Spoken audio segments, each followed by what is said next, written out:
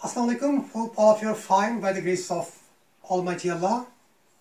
I presume you have gone through the remaining portion of the short story, the science fiction, the Stardust by Bill Brown.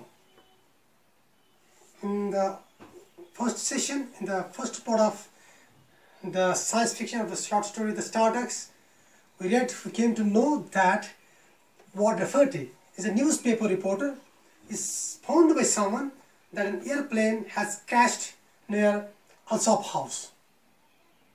He goes toward the Alsop house. He does not find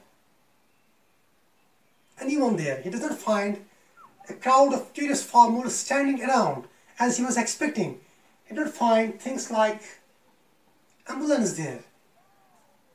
He realized that he has been deceived by someone. He looked toward the Alsop house. It was an old house, two-story building, withered, it was crumbling. The fencing around the house was also not looking in good shape. That was not looking firm. The gates, the doors, etc. were all looking loose and unstable. He stepped into the premises of Alsop house. From the house, Alsop came out. Rafferty told Alsop that I am a newspaper reporter of the Times. Somebody has phoned me and told me that an airplane has crashed here. Is that true? Alsop looked thoughtful. After a moment's thought, he shook his head. He stretched the word, "No!" Meanwhile, Miss Alsop, the wife of Mr. Alsop, came out from the house.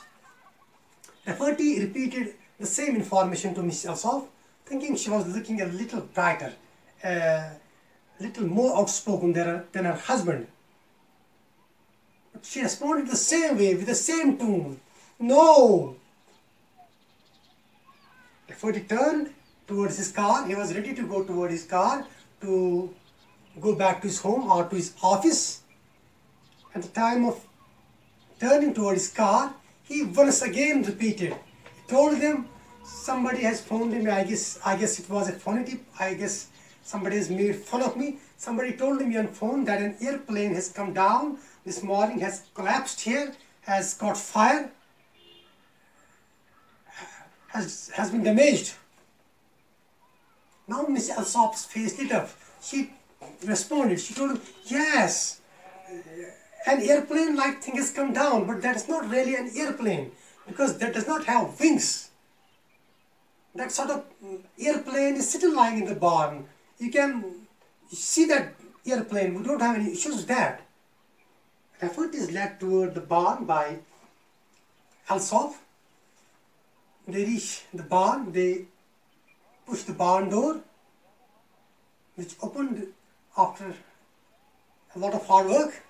When Rafferty looked inside the barn, he looked at the contraption. He looked at the awkward machine, at the airplane-like thing. He realized that he has got a story. And even a newspaper headline flashed in his mind. A headline came in his mind, and the headline was like this: "Local farmer builds rocket ship for moon voyage." Now we'll proceed from page number 16. "Mr. Alsop," Rafferty said hopefully, "you didn't build this thing, did you?" Rafferty thought that the farmers, Mr. Alsop, might have built that kind of airplane himself. That's why he asks him, "Haven't you built that machine yourself?" Mr. Alsop laughed. "Oh no, I didn't build it. I wouldn't know how. Some friends of ours came in it." Self-explanatory lines. Rafferty had been circling the contraption, gradually drawing closer to it. He suddenly collided with something he couldn't see. Meanwhile, Rafferty was trying to come closer to that contraption, to that sort of airplane, but he was striking with something. He was stumbling with something that he couldn't see. "Oh, I forgot to tell you, Mr. Rafferty," Alsop said. "They got a gadget on it that won't let you get near. Some kind of a wall. You can't see. That is to keep the boys away from it." Alsop told Rafferty, you can't get closer to that machine, that contraption, that airplane, because they've got a kind of instrument, kind of gadget on the machine that won't you let come closer. It is to keep the boys, especially the naughty boys, away from the machine. These friends of yours, Mr. Alsop, where are they now? Rafferty asks us. Alsop, oh, they are over at the house, Mr. Alsop said. And Mr. Alsop tells him, the friends of ours are at the house. You can see them if you want to, but I think you'll find it pretty hard talking to them. Our friends are in the house. You can see them. I don't have any issues, but I feel, Rafferty, you may find it very difficult to talk to them. Let's go, Rafferty said, and led the way toward the house. When Rafferty and Alsop had come toward the barn, it was Alsop who was leading the way toward the barn. From the barn, they begin to move toward the house. It is Rafferty who is leading the way, toward the house. While going toward the house, Alsop tells Rafferty, these folks came here the first time about 6 years ago. These friends of ours came here 6 years ago, wanted some eggs. They wanted some eggs, thought maybe they could raise the chickens up while they are. They thought they wanted to raise the chickens while they live. It took them 6 years. It took them 3 years to get home. Eggs spoiled. It took them 3 years to reach home. So in 3 years, the eggs spoiled. So the fox turned right around and came back. So these friends turned back. At the same moment, this time I fixed them up with a little brooder so they can raise chickens on the way home. This time I have fixed a brooder along with the eggs so that they can raise the chickens in the way back home, so that the chickens are not spoiled in the way. I can see that little contraption way out there in the thicket, full of chickens. Rafferty said. Rafferty climbed up on the back porch ahead of Mr. Alsop into the living room. I told you Rafferty was now leading. He was leading Alsop. He was going ahead of Alsop toward the living room.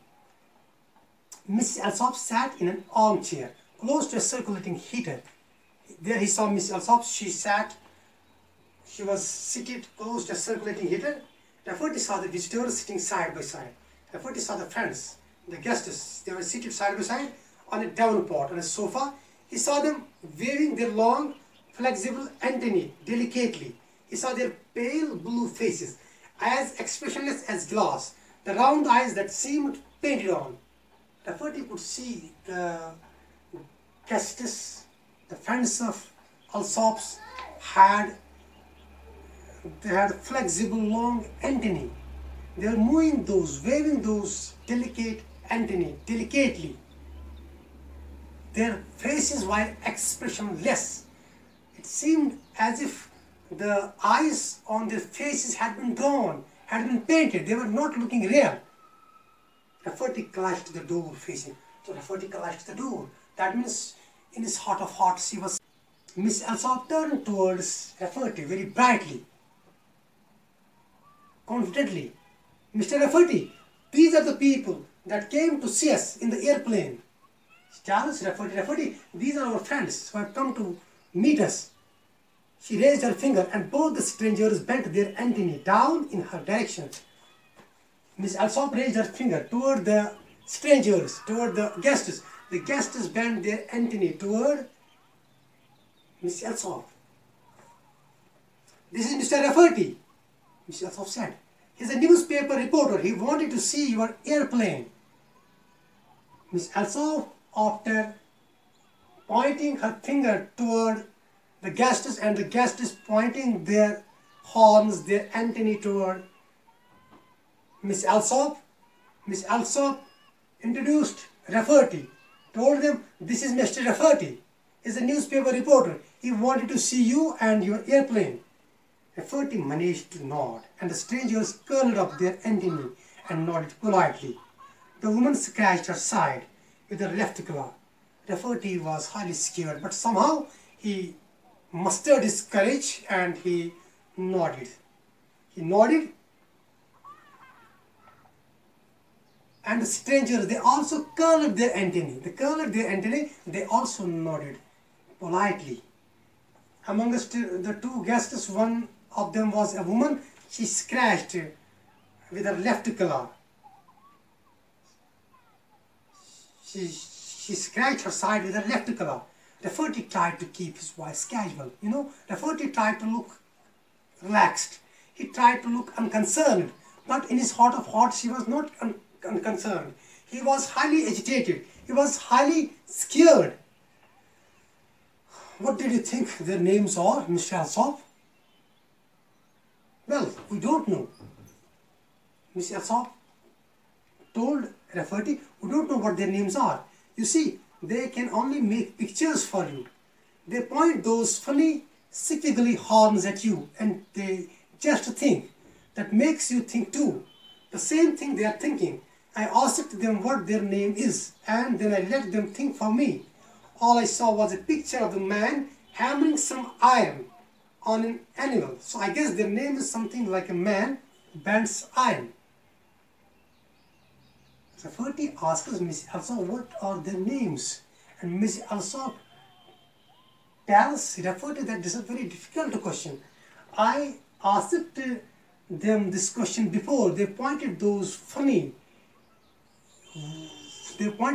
horns, funny antennae toward me. They thought for me. All I could see was the picture of a man who was bending iron with a hammer. So I guessed their name should be something like a man who bends iron. Rafferty looked slyly at people who bent iron and at Mrs. Alsop. Rafferty, was highly scared. He looked slyly, secretly at the guests. He exchanged his glances from the guests to Miss Alsop. From guests to Miss Alsop. He was looking secretly towards them. Do you suppose, he said innocently, they would talk to me or think to me? Rafferty asked Miss Alsop, do you think these friends of yours can talk to me or think for me? They would be glad to, Mr. Rafferty, said Miss Alsop. The only thing is it is pretty hard at first. Hard for you, that is. Miss Alsop told Rafferty, they would be glad to talk to you or think for you. But the thing is that it will be very, very difficult for you to understand them. Also, these things are people, where they come from, he said. Rafferty was struggling to find the appropriate words. He told Miss Alsop, you asked them, where do they live? Why do the guests of yours live? Miss Alsop smiled. That's a very hard question. I asked them that before, but I didn't get much of a picture. But I'll ask them again. Alsop told Rafferty, this is a very hard question. I asked them this question before, but I couldn't get much of a clear picture. She raised her finger and both the horns bent toward her and aimed directly at her head. Miss Alsop again raised her finger toward the strangers, toward the guests. The guests bent their antennae toward Miss Alsop's head. This young man, Miss Alsop said in a loud voice like she was talking to someone hard of hearing. Now Miss Alsop became louder. She raised her voice as if she was talking to someone hard of hearing, as if she was talking to a deaf. She told him, this young man wants to know where you people have come from. Mr. Alsop nudged Rafferty. Meanwhile, Mr. Alsop nudged Rafferty. He pushed Rafferty toward the stranger, toward the guests. Hold up your finger when you want your answer. And told Rafferty, when you want your answer, just hold up your finger, you'll get your answer. Rafferty felt like a complete idiot, but he held up his finger. Rafferty felt it is foolishness. Rafferty felt it is craziness. But he held up his finger, he pointed his finger toward the strangers. The woman whose husband bent her antennae down until it focused on Rafferty between the eyes. And the woman amongst the two guests bent her antennae toward Mr. Alsop's, toward Rafferty's forehead, between the eyes. He involuntarily braced himself against the door facings. He involuntarily was pushed towards the door. He found himself braced with the door. Suddenly his brain felt as though it were made of rubber, and Rafferty felt as if his brain was made up of rubber. Somebody was wringing, twisting and pounding it all out of shape and molding it back together again into something new. And Rafferty felt that somebody was wringing, twisting, pounding his rubber-like brain, and somebody was trying to change its shape and trying to make a new thing out of his brain. The terror of it blinded him. He was blinded. So terrorized he was. So terrorized he felt. He was flying through space, through the great white void. He felt himself flying. Therefore he felt himself flying through space. Stars, meteors whizzed by, and a great star dazzling with brilliance, white and sparkling, stood there in his mind, and then it went out. Rafferty felt that he was flying along with other stars and meteors. He felt a big star, a shining star. A dazzling star came, stuck in his mind, then went away. With this, his brain was released. Rafferty's mind was released, and he found himself tumbling, clutching the door facing it. And when Rafferty's brain was released, he found himself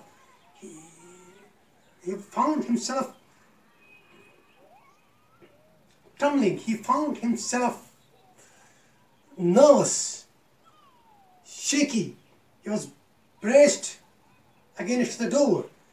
Mr. Alsop, this is on the level. The creatures are really from out there in space somewhere.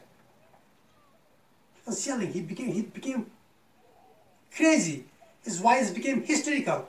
He cried like a madman. Mr. Alsop, this is on the level. This is on the level. This is true. These guests of yours have really come from outer space. They're really extraterrestrial objects. Mr. Alsop said, sure, they come a long way. Mr. Alsop said, yes, we know. They have come a long way. They have come from a remote place. Do you know what this means? Rafferty heard his voice becoming hysterical, and he tried to keep it calm. Do you know what this means? Rafferty asked Alsop. Rafferty realized he was becoming hysterical. He was becoming crazy. He was becoming more and more excited. He tried to keep his voice casual. Do you know this is the most important thing that has happened in the history of the world? Do you know this is? Yes, it is. It is the biggest story in the world, and it is happening to me. Do you understand? Rafferty was yelling. Where is your phone? Rafferty sometimes tried to keep his voice casual, but once again he became hysterical.